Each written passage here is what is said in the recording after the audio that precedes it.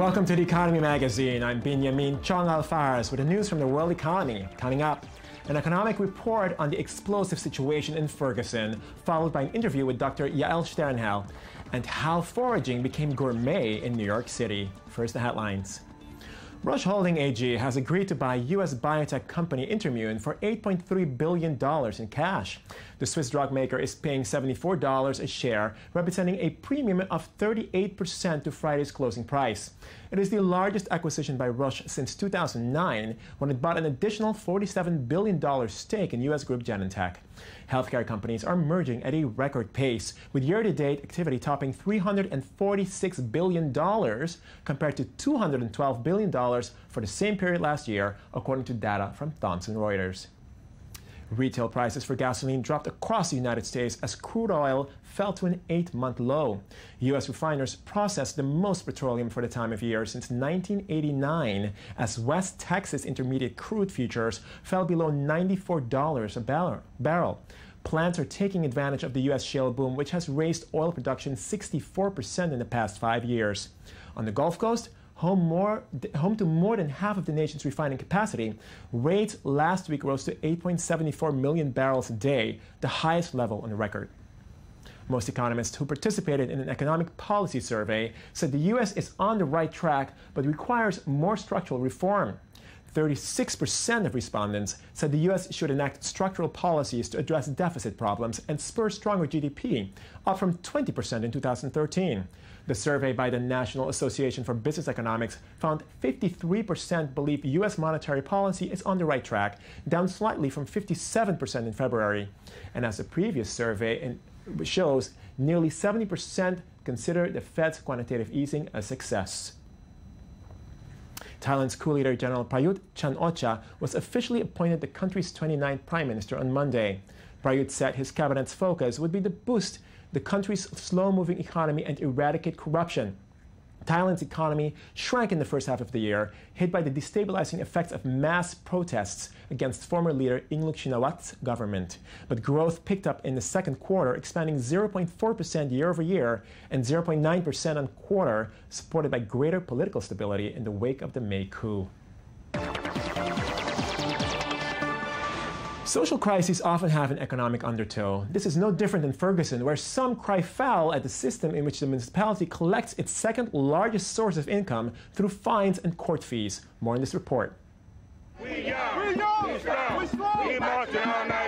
Protests continue 2 weeks after police officer Darren Wilson shot unarmed black teenager Michael Brown 6 times in the 21,000-person municipality of Ferguson, Missouri. Racial tensions run deep in the municipality, where 67% of the population is black, but only 3 of the 53 police officers are. Economics are front and center in this ongoing reality. The LA Times reports that the municipality brings in $2.6 million in revenue through court fees and fines, mostly from traffic stops, and black residents make up 86% of those stops. These disproportionate numbers are not limited to Ferguson. When you look at the numbers, African Americans make up maybe about 13% of the population. But yet, for example, 80% of the drug war arrests, are African Americans, those that are incarcerated at just huge numbers. We're talking about something like 6 to 1. Analysts paying attention to the connections between race and class in America are not surprised by the boiling over of tensions. Case in point, a study out of Brandeis University shows that the wealth gap between blacks and whites in the U.S. tripled from $85,000 in 1984 to $236,500 in 2009. According to the Brookings Institute, unemployment in Ferguson more than doubled from 5% in 2000 to 13% in the 2010 to 2012 period. In the same period, the number of poor residents doubled to 1 in 4. And for those that are employed, inflation-adjusted average wages dropped by 1/3. Indeed, the African-American population of Ferguson faces growing economic challenges, and these realities are not limited to this time and place. Last summer, during the 50th anniversary of Martin Luther King Jr.'s Civil Rights March in Washington, President Obama acknowledged that these issues run deep. Yes, there have been examples of success within Black America that would have been unimaginable a half-century ago. As has already been noted, black unemployment has remained almost twice as high as white employment. Latino unemployment close behind. The gap in wealth between races has not lessened, it's grown. Cases like the shooting of Michael Brown are, unfortunately, not uncommon. The interconnectedness of racism and classism in America is a reality that must be reckoned with as the country looks ahead. We're joined now by Dr. Yael Sternhell, Assistant Professor of History and American Studies at Tel Aviv University. Dr. Sternhell, thanks for joining us. Absolutely. Hello. Hi. So on the one hand, the U.S. is led by an African-American president. On the other hand, there's a racial-based class system that seems to continue to define U.S. society. I mean, are African-Americans or Dash Americans in general getting ahead or not? How would you describe this phenomenon? Well, you know, Dash Americans, it's a large and diverse population. Asian Americans are getting ahead. African Americans, no, not so much, as this very useful report that you just aired showed us. I think that the seeming inexplicable contradiction between the fact that the United States is led by a black president and yet the majority of African Americans are still really struggling and failing mostly to climb up the economic ladder, I think has to do with the fact that there really are two African American communities today in the United States. One is the community that Barack and Michelle Obama belong to, which is a small chunk of African Americans which have benefited greatly from diversity policies, affirmative action, a growing openness and acceptance of African Americans into America's elite. There is such a community, and it's thriving, and Barack and Michelle Obama represented extremely well in the White House. On the other hand, it is a minority, and among most African Americans, or a large portion of African Americans, there is a confluence of race and class that is trapping them in low-end jobs and a cycle of poverty from which it is very hard to emerge. And I'll say one thing, African Americans are hurt disproportionately, but hurt by a phenomenon that is also extremely harmful to poor whites in the United States and poor Hispanics in the United States, which is the fact that inequality is growing and social mobility is declining for poor Americans of all races. So African Americans are an extreme example because in their case, both race and class are at work. But these realities are also very much they run across the board, irrelevant of people's race. Now, that takes me to another question, which is, to what extent is a person's economic destiny determined at birth based on their racial background? I mean, to what extent is racial background versus class background determining in terms of where the person ends up in life economically? Well, I mean, it's a difficult question because America is so large and so diverse that you can find examples for basically anything. But largely speaking,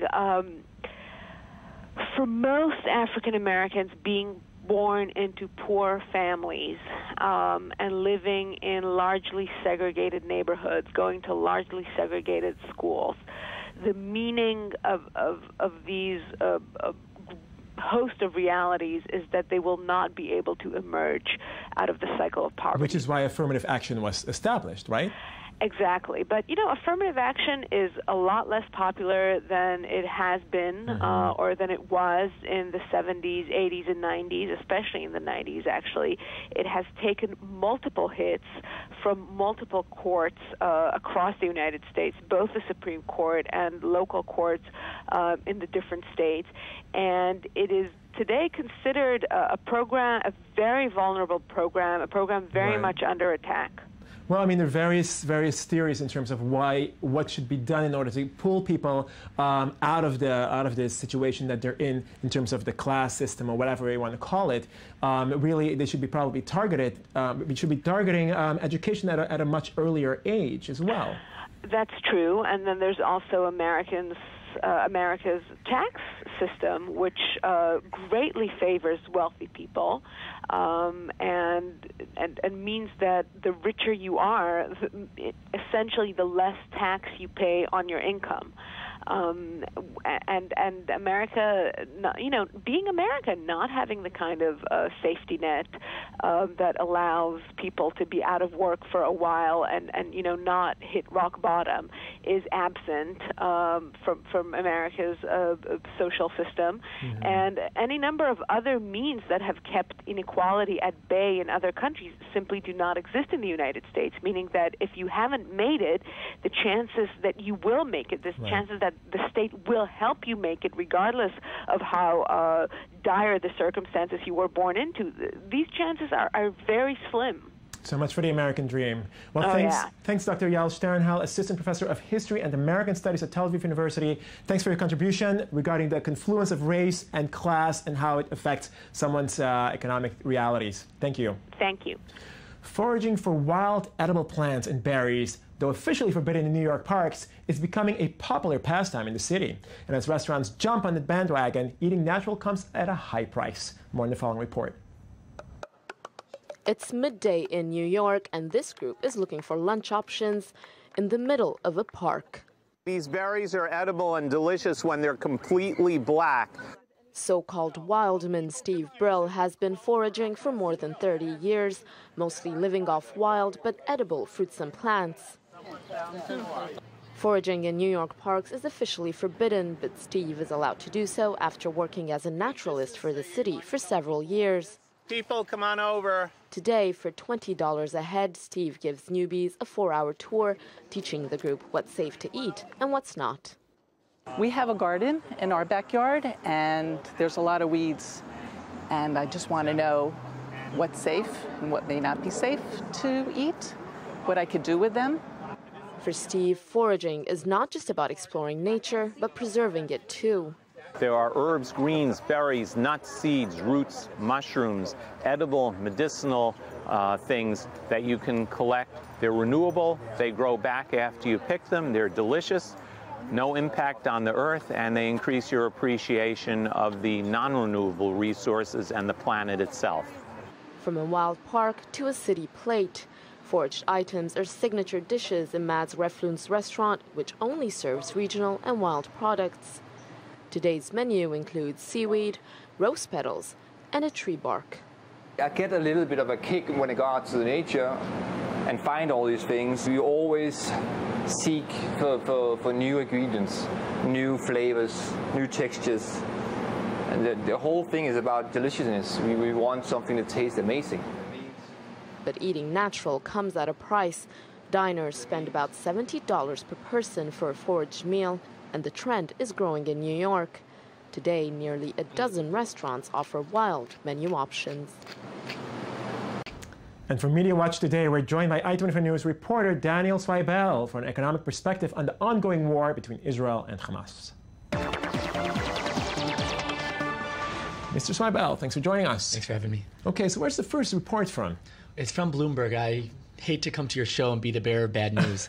But this conversation is about the Gaza war pushing the Israeli economy into contraction. Right. As you know, this is a tough summer. Edge, which has been going for 50 days already. That's right. And once the start of the rockets came, especially to the major hub of Tel Aviv, we definitely saw a drop-off in people going to restaurants, bars. It wasn't completely empty, but definitely nothing like the numbers we saw in 2012, when tourism was at its peak. As you might know, tourism makes up 7% of the Israeli economy, and the number of visitors from last year actually dipped 26%. Wow. So that's considerable. Of course, we saw record numbers over the past couple of years. It just kept on growing and growing and growing. So that's right. That's right. So this hurts. $566 million is believed to be lost since the conflict began. It's really sad. And not just in the tourism industry. Also, when you think of the businesses in the South. Because they're going to bomb shelters many times a day. In Ashkelon, I have a really good example. There is a mattress factory. They usually put out 100 mattresses a day. Well, I mean, if they're getting 5 to 6 siren calls and running into shelter, maybe by the end of the day they only complete 50 or 60 mattresses. So they're definitely seeing a dip. And we already went into this war in a difficult situation economically. Now, on the other hand, what else are we seeing here? So now, on the other hand, Guardian released an article about the Gazan cost of war, specifically focusing on the factories that have been damaged. About 360 factories have been damaged, 10% of Gazan's factories, which is very considerable. It is believed that there is $6 billion in damages. So this is a very considerable thing. We're talking about 42,000 acres of cropland that has been destroyed. Industrial plants have halted production, so they've seen a loss of more than $70 million. The list goes on. Gazan's poultry stock has been lost because of random bombardments, direct hits on the field. So we're seeing and hearing a lot of situations like this. Factories that employ maybe as many as 450 people, completely destroyed. So, you know, a society that already is struggling with unemployment, 40%. It's going to go up even more now. Unbelievable. Well, Daniel Swibel, thank you so much for joining us and giving more information regarding the economy, how it's hit. Thank you. That's a wrap for us at The Economy Magazine, your daily source for economic and financial reports at I-24 News. I'm Benjamin Chong-Faras. Join us again tomorrow.